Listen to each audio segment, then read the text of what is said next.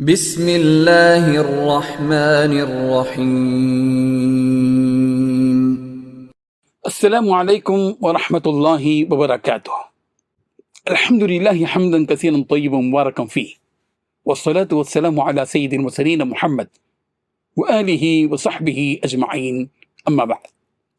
حاضرین و ناظرین، یہ درس قرآن نمبر 611 ہے، اور آج سورۃ الانعام کی صرف ایک آیت کی تلاوت و تشریح کی جائے گی، آیت نمبر 137۔ اعوذ باللہ من الشیطان الرجیم، بسم اللہ الرحمن الرحیم۔ وَكَذَلِكَ زَيَّنَ لِكَثِيرٍ مِّنَ الْمُشْرِكِينَ قَتْلَ أَوْلَادِهِمْ شُرَكَاؤُهُمْ لِيُرْدُوهُمْ وَلِيَلْبِسُوا عَلَيْهِمْ دِينَهُمْ وَلَوْ شَاءَ اللَّهُ مَا فَعَلُوهُ فَذَرْهُمْ وَمَا يَفْتَرُونَ۔ صدق اللہ العظیم۔ لفظی ترجمہ یوں ہے، وَكَذَلِكَ، اور اسی طرح، زَيَّنَ مزین کر دیا، لکثیر من المشرکین، بہت سے مشرکوں کے لیے، قتل اولادہم، اپنی اولاد کا قتل کرنا، شرکاؤہم، ان کے دیوتاؤں نے، لیردوہم، تاکہ وہ ہلاک کر دیں انہیں، ولیلبسوا، اور تاکہ خلط ملط کر دیں، علیہم، ان پر، دینہم، ان کا دین۔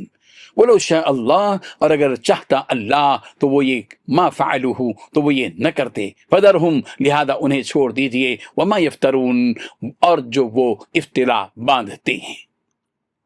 ترجمہ یوں ہے، اسی طرح بہت سے مشرکوں کو ان کے شریکوں نے ان کے بچوں کو جان سے مار ڈالنا اچھا کر دکھایا ہے، تاکہ انہیں ہلاکت میں ڈال دیں اور ان کے دین کو ان پر خلط ملط کر دیں، اور اگر اللہ چاہتا تو وہ ایسا نہ کرتے، تو ان کو چھوڑ دو کہ وہ جانیں اور ان کا جھوٹ۔ اس آیت میں 5 باتیں بتلائی گئی ہیں۔ پہلی بات، اس طرح بہت سے مشرکین کو ان کے شریکوں نے یہ سمجھا رکھا ہے کہ اپنی اولاد کو قتل کرنا بڑا اچھا کام ہے۔ دوسری بات، تاکہ وہ ان مشرکین کو بالکل تباہ کر ڈالیں۔ تیسری بات، ان کے لیے دین کے معاملے میں مغالطے پیدا کر دیں۔ چوتھی بات، اگر اللہ چاہتا تو وہ ایسا نہ کر سکتے۔ پانچویں بات، لہذا ان کو اپنی افترا پردازیوں میں پڑا رہنے دو۔ حاضرین و ناظرین، جس طرح اپنے عرب کے مشرکین کو کھیتیوں اور مویشیوں کی اللہ اور ان کے بتوں کے درمیان تقسیم اچھی معلوم ہوتی تھی، انہیں اپنی اولاد کو قتل کرنا بھی اچھا معلوم ہوتا تھا۔ رسول رحمت صلی اللہ علیہ وسلم کے اس دنیا میں تشریف لانے سے پہلے عرب کے مشرکوں کی جہالت، ضلالت اور ظلم و ستم کا یہ عالم تھا کہ وہ اپنے ہی معصوم بچوں کو قتل کر دیتے تھے۔ اس ظلم و ستم پر ان کے شرکا یعنی شیطانوں نے انہیں آمادہ کر دیا تھا، اور ان کے ظالمانہ و فاسقانہ عمل کو ان کی نظر میں مزین کر دیا تھا، یعنی اچھا کر کے بتلایا تھا۔ یہ مشرکین رزق کی تنگی کے ڈر سے اپنی اولاد کو قتل کر دیتے تھے۔ اس جرم کے ارتکاب میں کسی بھی قسم کی کوئی جھجک انہیں محسوس نہیں ہوتی تھی، اور شیطان کا مقصد یہی تھا کہ وہ ان کو برباد کر دے۔ ان کی سب سے بڑی بربادی یہ ہے کہ وہ آخرت کے عذاب کا شکار ہو گئے، دنیا کے اعتبار سے بربادی بھی ہوئی کہ اپنی ہی اولاد سے محروم ہو گئے۔ ظاہر ہے کہ جب اولاد زندہ نہ رہی تو آئندہ نسلیں بھی نہیں چلیں گی، اور یہ نسل انسانی کی بربادی بھی ہے۔ اس جرم پر ابھارنے میں شیطان کا دوسرا مقصد یہ بھی تھا کہ وہ ان مشرکین کو شک میں مبتلا کرنا چاہتا تھا۔ عرب کے مشرکین دین اسماعیل پر قائم تھے، اور اس دین سے انہوں نے منہ پھیر لیا، اس وجہ سے کہ شیطان نے ان کے دین میں تلبیس سے کام لیا، اور یہ دین اسماعیل کو چھوڑ بیٹھے۔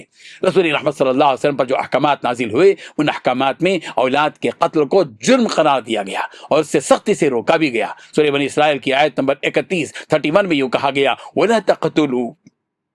وَلَا تَقْتُلُوا أَوْلَادَكُمْ خَشْيَةَ إِمْلَاقٍ نَحْنُ نَرْزُقُهُمْ وَإِيَّاكُمْ إِنَّ قَتْلَهُمْ كَانَ خِطْئًا كَبِيرًا۔ اور مفلسی کے خوف سے اپنی اولاد کو نہ مارو، ان کو اور تم کو ہم ہی روزی دیتے ہیں، یقیناً ان کا قتل کرنا کبیرہ گناہ ہے۔